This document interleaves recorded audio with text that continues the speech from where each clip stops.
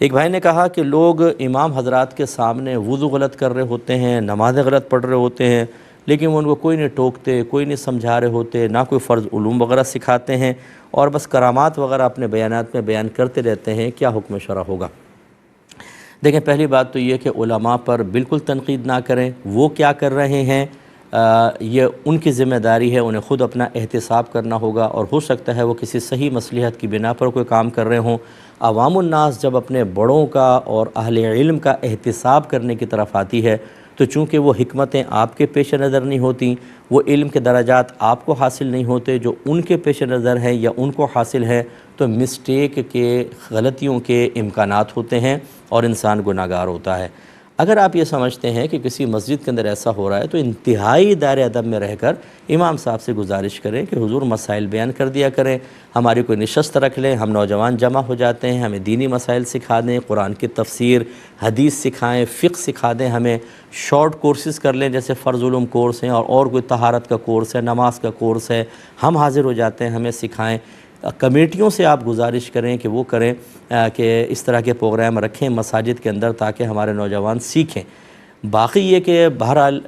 میں تو اپنے بیانات میں عرض کرتے رہتا ہوں، علماء کی اپنی ذمہ داریاں ہوتی ہیں، جو ہمارے سنجیدہ اور بڑے علماء ہیں وہ بالکل وہی کام کرتے ہیں جو شریعت ان سے طلب کر رہی ہوتی ہے، لیکن ہزارہا ایسے بھی ہیں کہ جو واقعی بس صرف کرامات کی طرف ہی توجہ ہے۔ لوگ کیا کیا گناہ کر رہے ہیں، نوجوانوں کو کون کون سے چیلنجز کا سامنا ہے،